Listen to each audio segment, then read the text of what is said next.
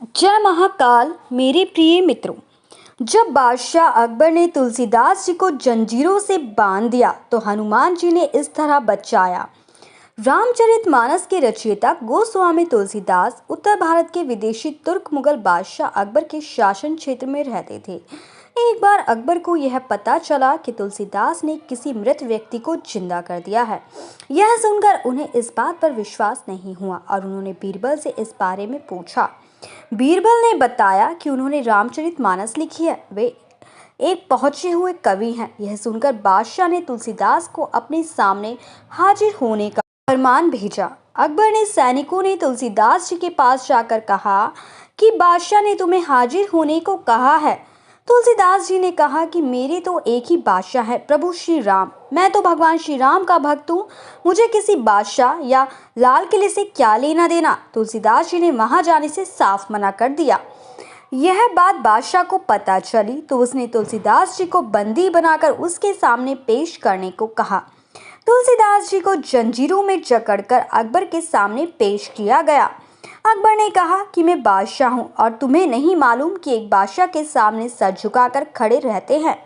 यह सुनकर तुलसीदास जी ने कहा कि मेरा सर तो मेरे प्रभु श्री राम के सामने ही झुकता है, क्योंकि वे ही तीनों जहां के मालिक हैं। यह सुनकर बादशाह अकबर क्रोधित हो गया और उसने कहा कि हम चाहें तो अभी तुम्हारा सिर कलम कर सकते हैं या तुम्हें बंदी बनाकर कारागार में डाल सकते हैं।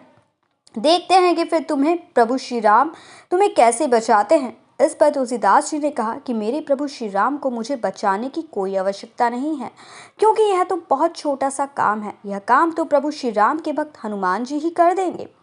यह सुनकर अकबर और भी क्रोधित होकर बोला, सिपाहियों, इस दुष्ट को कारागार में डाल दो। यह सुनकर जंजीर में जकड़े तुलसीदास को सैनिक जंजीरों से खींचने लगे। तभी तुलसीदास जी ने हनुमान जी का स्मरण किया और उनके मुख से हनुमान चालीसा निकलने लगी। अकबर ने पूछा, ये क्या बोल रहा है? तब बीरबल ने कहा, यह हनुमान जी से प्रार्थना कर रहा है। तुलसीदास जी हनुमान चालीसा पढ़ ही रहे थे कि तभी थोड़ी देर में वहां पर लाखों बंदरों ने एक साथ हमला बोल दिया। अचानक हुए इस हमले को देखकर सारे सैनिक घबरा गए और इधर उधर भागने लगे। अकबर को भी अपनी जान बचाने के लिए ऊपर गलियारे में भागना पड़ा। अकबर ने बीरबल से पूछा, ये क्या हो रहा है?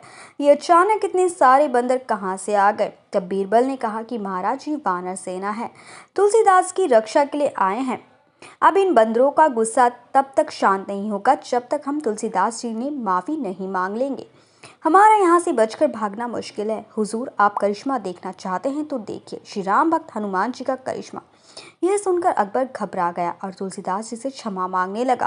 तुलसीदास जी ने कहा कि मैं क्षमा करने वाला कौन हूँ, मैं तो अपने प्रभु का दास हूँ। बाद में अकबर ने तुलसीदास जी को सम्मान उन्हें लाव लश्कर के साथ मथुरा भिजवा दिया।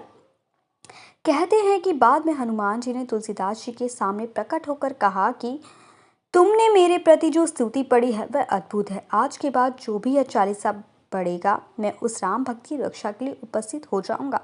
इस चालीसा को हनुमान चालीसा के नाम से जाना जाएगा। उल्लेखनीय है कि ऐसा भी कहा जाता है कि अकबर ने तुलसीदास जी ने उसकी प्रशंसा में कुछ ग्रंथ लिखने और चमत्कार दिखाने के लिए कहा था, लेकिन उन्होंने ऐसा करने से मना कर दिया था। इसके बाद अकबर ने उन्हें बंदी बना लिया। तब तुलसीदास जी ने अकबर के कारागार में ही हनुमान चालीसा लिखी और उसका निरंतर पाठ किया। कहा जाता है कि हनुमान चालीसा के कई बार पाठ के बाद अकबर के महल परिसर और शहर में अचानक बंदरों ने हमला कर दिया और जब अकबर को इस बात का पता चला तो तुलसीदास जी को रिहा करने का आदेश दे दिया। जय महाकाल मेरे प्रिय मित्रों, मेरे चैनल